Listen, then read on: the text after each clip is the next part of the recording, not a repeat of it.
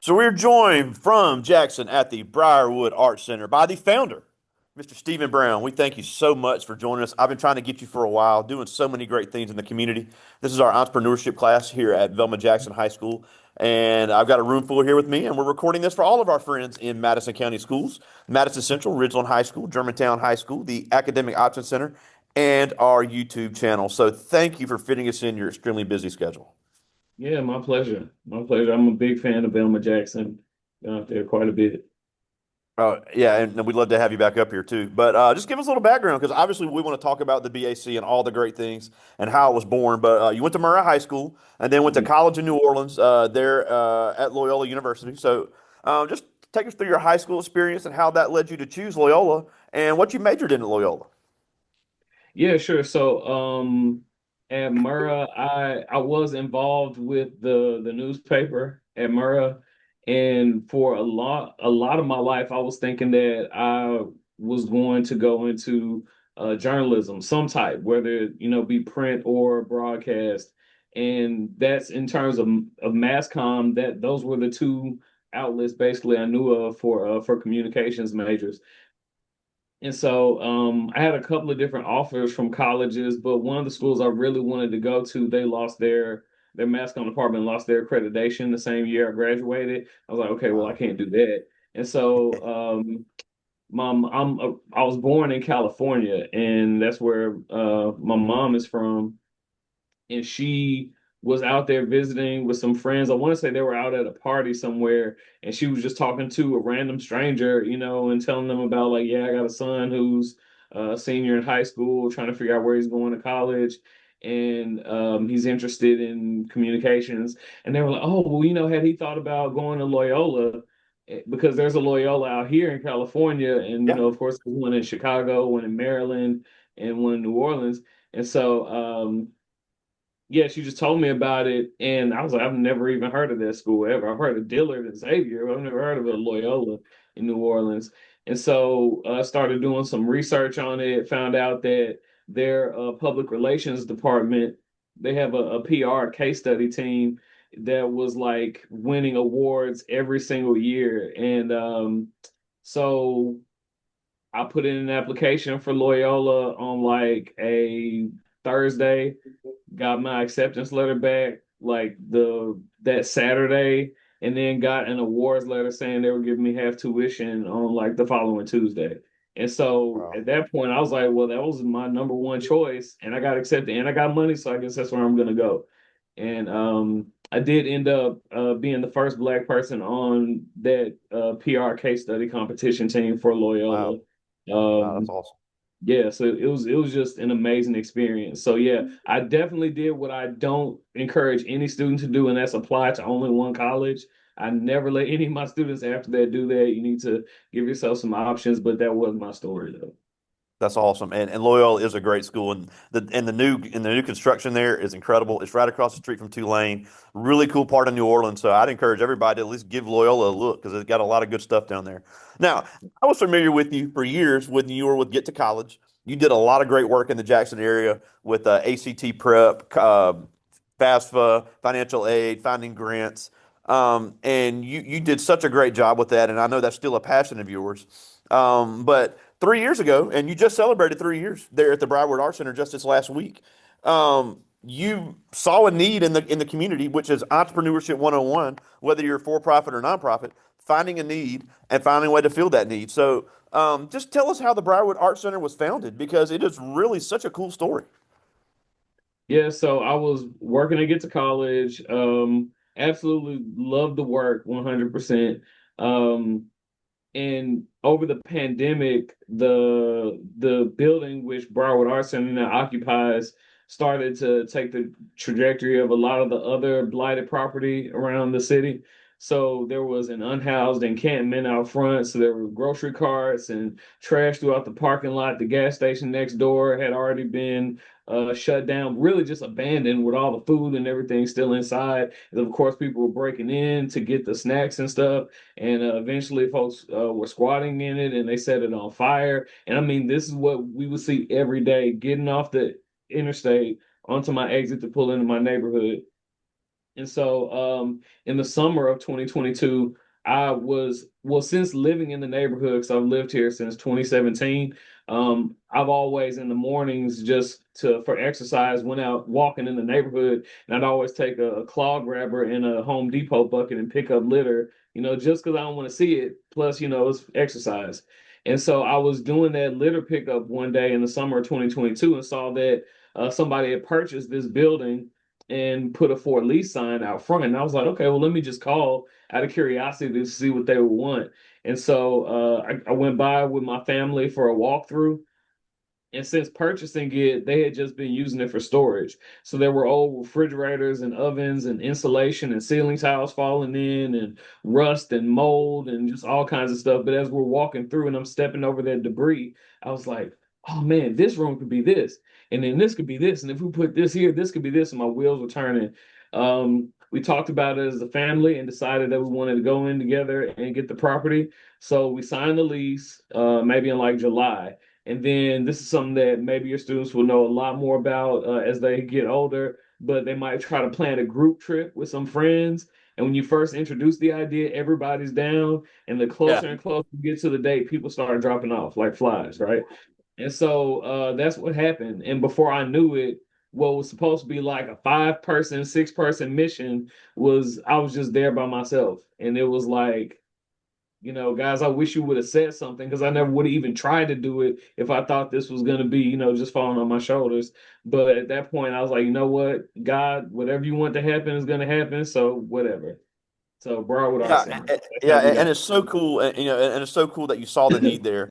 And I know we were talking about this before we started recording, and I'll say it for the whole world to see on YouTube is, in Jackson we see the news, we see the issues in the community, and you hear so many people say, "Well, if kids just have something to do, if people have something to occupy their time," and there are a lot of well-meaning people in the city, but it just seems like everything that turns out is just sports related. Sports. Let's play. They need a place to play basketball. They need a place to play football. And I'm a big sports fan, and that's great.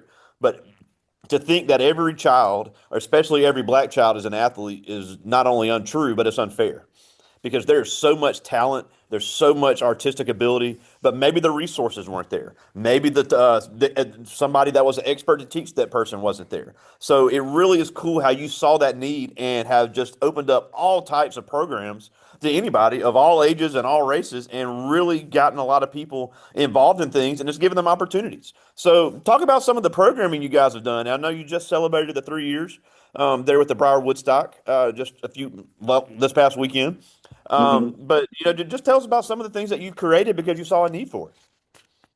Yeah, so it was everything from DJ workshops and music production to songwriting, quilting, sewing, t-shirt printing, financial literacy, line dancing, salsa dancing, crump dancing, Afro-Caribbean dancing. What else we have?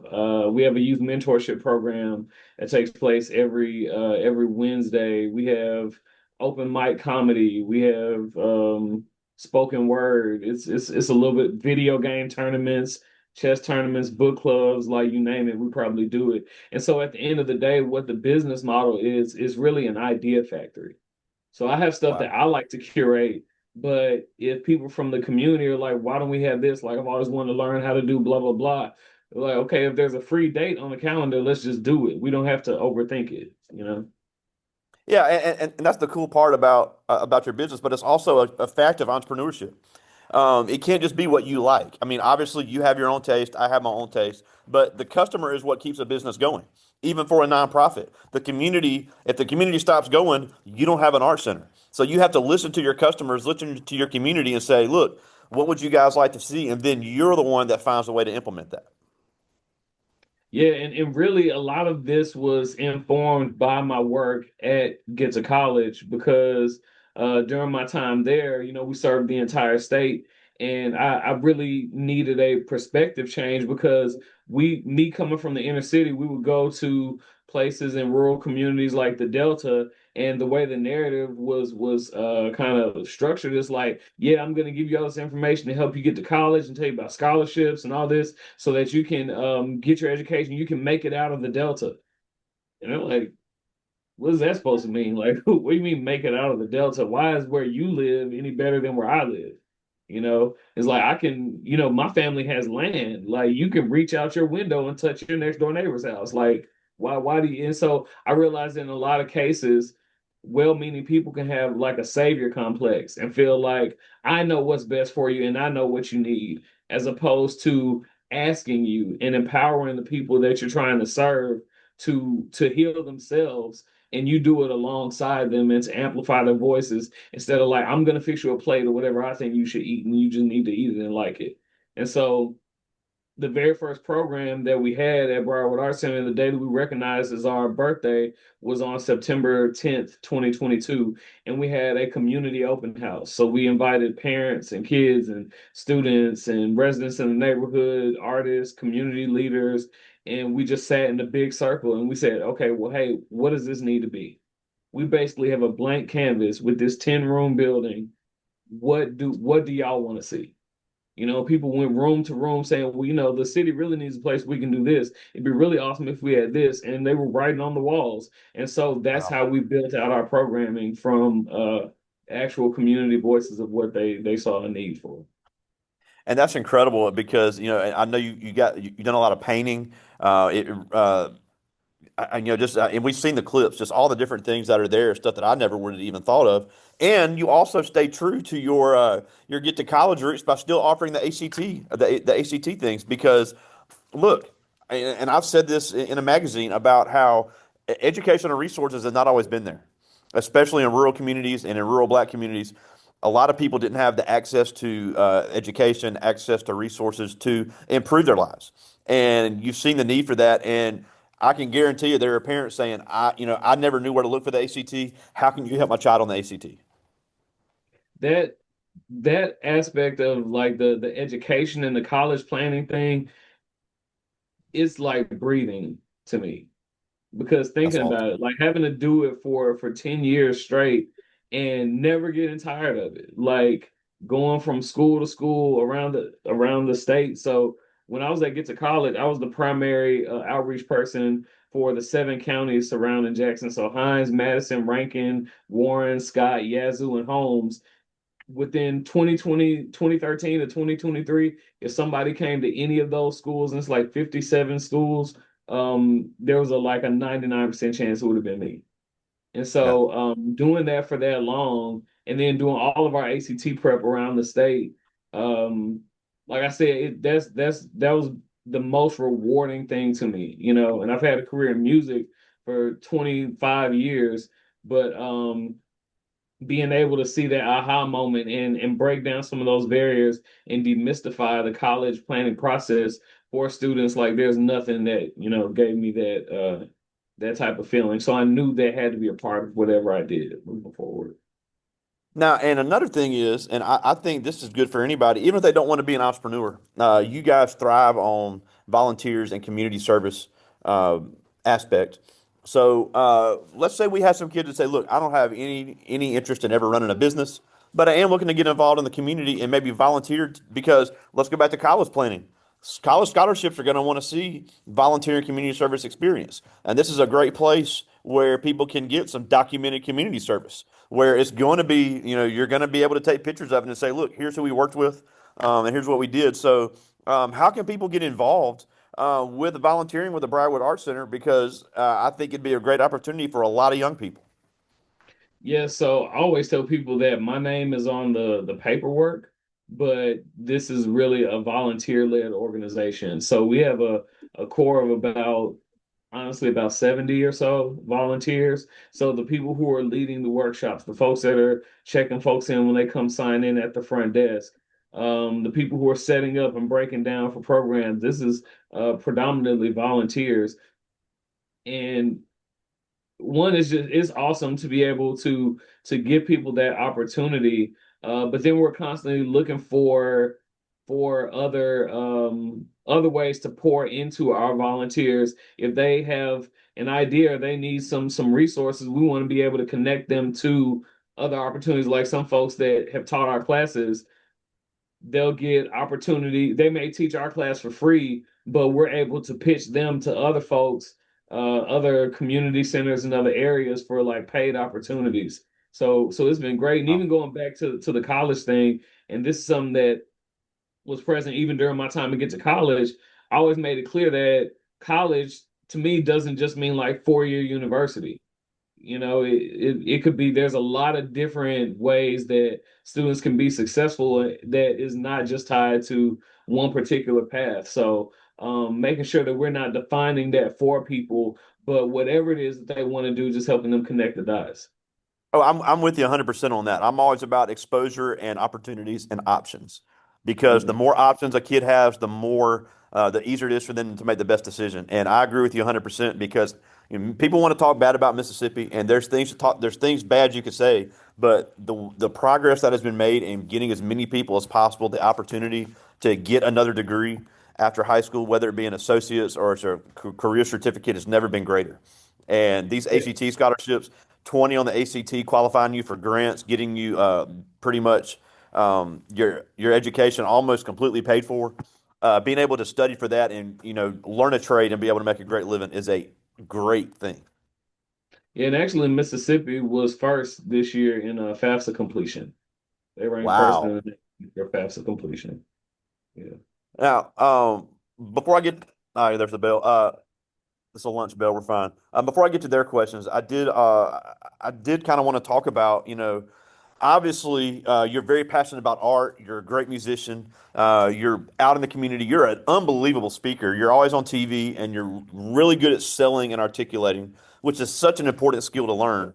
But what are some things that maybe you had to learn as an entrepreneur? Because obviously, you were skilled at what you're doing. And I always talk about this because, the example I always use is another friend of this class is a doctor. She's a record-setting doctor, won all these awards, but she decided she wanted to go into business for herself. And she said, I knew everything there was to know how to save somebody's life medically, but I knew nothing about running a business. So, what type of learning curve is there for somebody that maybe wants to get into the entrepreneurship space, even if they're skilled at something that they want to go into business with? I would say one of the first and most important. Well, okay, there are some practical things, and then there are some of the intangibles. One of the first and most important intangibles is that you got to get out of your feelings. There you go. Like your heart has to be in this, if in order for it to be successful. But you taking everything personally and always having a chip on your shoulder, your feelings are going to be a liability. So I tell people, like, your feelings can be in the car, but they can't drive. There you Okay, you're go. allowed to have feelings, but they cannot drive your decisions. So that I would say that's one of the intangibles. But then, in a more practical sense, you got to be able to delegate. So from my time at before, even before I get to college as an independent artist, I've always been kind of making music in a vacuum. Like, I write all my songs myself, I record them, I produce them, I mix them, I master them, I perform by myself. Like, I'm doing everything by myself.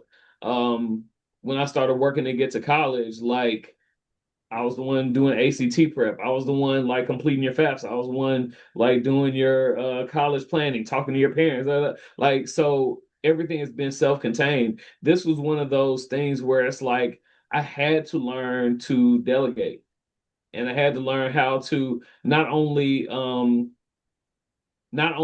give other people tasks, but also be okay and giving them the opportunity to learn and grow. Because if I don't allow them to mess up, then I'm basically robbing them that opportunity of gaining some information and some skills that they are going to use later on in life.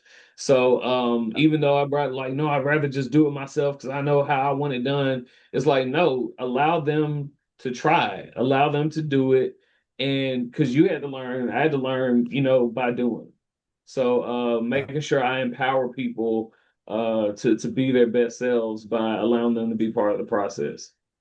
Big time. That's And awesome. also Well, taking care of myself, and not uh, getting burned out. there you go. Well, I got some questions from the students. These are good. I like this one. This is Chandra Black. She's in 10th grade. And she asked, are there opportunities that you see in the market that other businesses might overlook? For nonprofits or for Yeah. like arts. Or just for For the sure. just for the BAC? Yeah, yeah, yeah. So, I told you that a lot of the work that I'm doing at Briarwood Arts Center has been informed from my experience from Get to College, and one key part of that is it being cost free. So Get to College, everything you do is completely free. And after 10 years of that, I knew when I started my community center, I was like, I don't want to have to charge people to come learn how to sew. I don't want to have to charge people to come learn how to DJ. And people were like, well, you gotta bring in money, you gotta have revenue. I'm like, I get that, but I feel like there are other ways that we can earn money than off the backs of like the neediest, community. So in doing that, that's why I can say, yeah, we've had over 12,500 people come to this community center Wow. within 3 years. And it's because we are accepting of everybody. We don't, turn anybody away because they don't have money. And in that kind of volume of people, there's a lot of organizations that dream of that kind of foot traffic. Wow. We're seeing like about 700 people a month. Um, and because if you're still talking money, then you miss the opportunity to really talk value. There you And go. so you're bringing value to people. And when you're bringing value to people, there's a lot of wallets that open up to support those kind of efforts. So I can say, like, yeah, we've been free since we started and we've never missed a Wow. bill. We're not hurting for money at all. I pay my staff, I pay myself, so yeah. That's incredible. And I'm glad you said that too, because even in a for-profit business, it's the same principle. If you can provide value, the profit will come. It's all about finding a way to provide value. I like Yeah. this one. This is Jacayla Cross. She's in 10th grade. And she asked, what are the biggest challenges you have faced as a black entrepreneur and how did you overcome them? The biggest challenges I have faced as a Black entrepreneur. I don't think that any of the challenges that I have faced are necessarily with me being black. And the reason why I say that is because I'm also in Jackson, which is like 85% black, if not more. I want to say 87. But also I did so much work uh in the years prior. Like, yeah, Briarwood Arts Center is only 3 years old, but Stephen Brown, Fifth Child, like I've been working in these spaces in the arts and cultural scene for decades.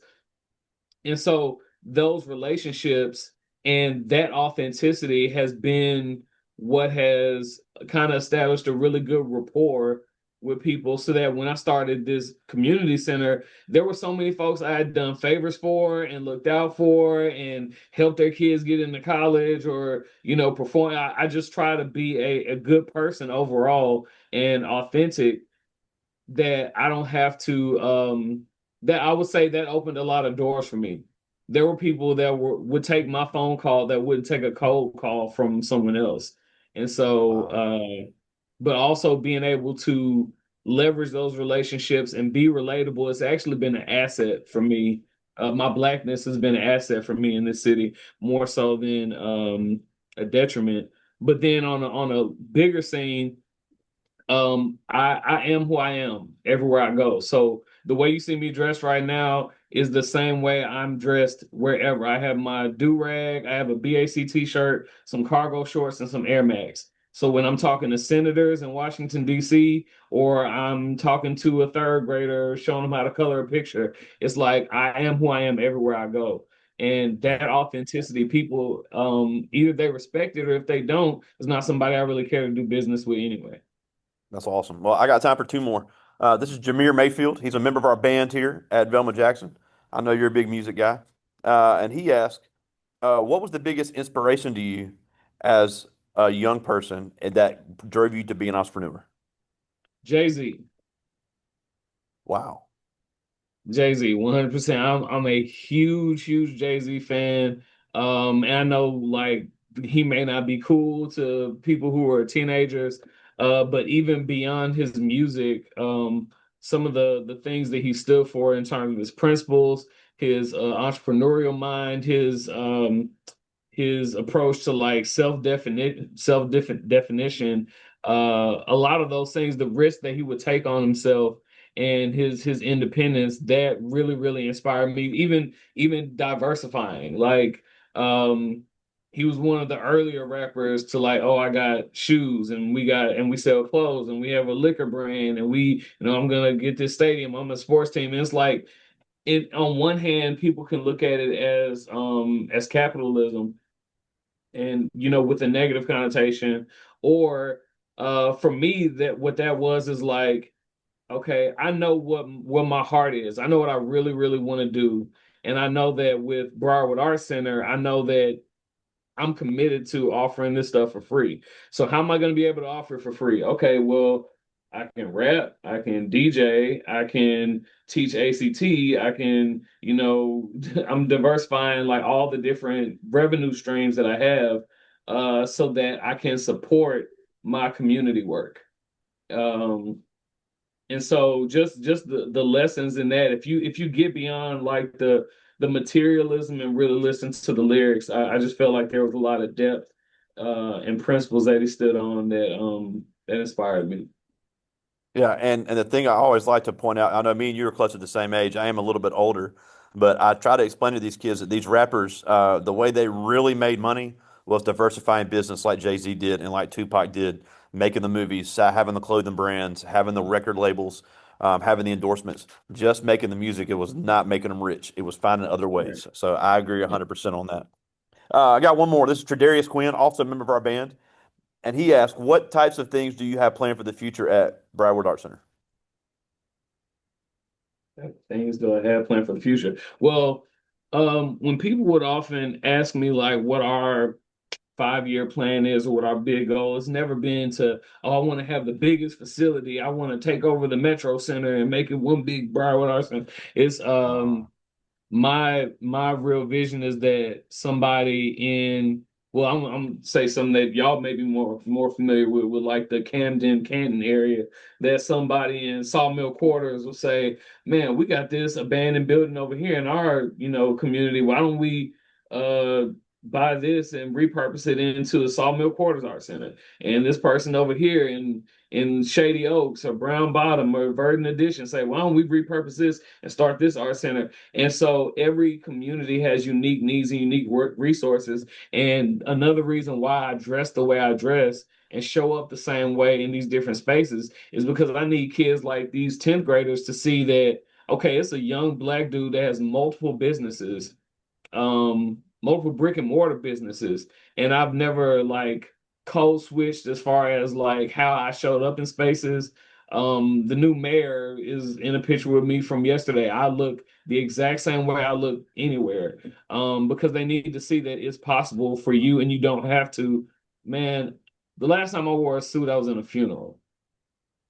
I don't. That's just not me. It's not the life that I come from or what I feel comfortable in.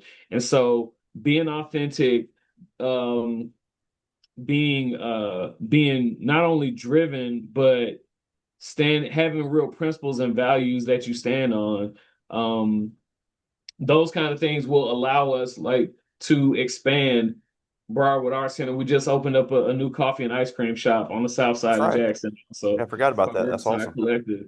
Yeah, and so that's under the Briarwood Art Center umbrella. So if you don't mind, I have 4 quotes really that drive our work. I'll say them really quickly so we don't run out of time. But the first one is that we're not called to be impressive. We're only called to be obedient. So don't worry about being the shiny new thing as long as you are following your calling and being obedient to that. That's where success lies. The second one is that you can either change zip codes or you can change your zip code, meaning that you can just pack up and leave if you think, oh, there's nothing to do, there's no opportunity, or you can be the somebody to create opportunities for people. The third one is that we got everything we need except the knowledge that we already got it. And Wow. that was something I got from James Meredith from a conversation I was having with him. Um, he was like, "Yeah, the time is now, change is here. We got everything we need except the knowledge that we already got it." And then the fourth one is that in order to really serve someone, first you need to understand them. And in order to truly understand them, you need to serve them. And Wow, so the way we do our work is all about service, all about honoring those that we really want to help. So yeah. that's incredible. Well, you kind of stole my thunder on how I wanted to end, but I do want to, before we go, we're almost out of time, and we thank you so much for joining us. And that was just four great quotes. But tell us where we can find it, briarwoodartcenter.com. Yeah, everything is briarwoodartcenter.com. Definitely on Instagram, Facebook.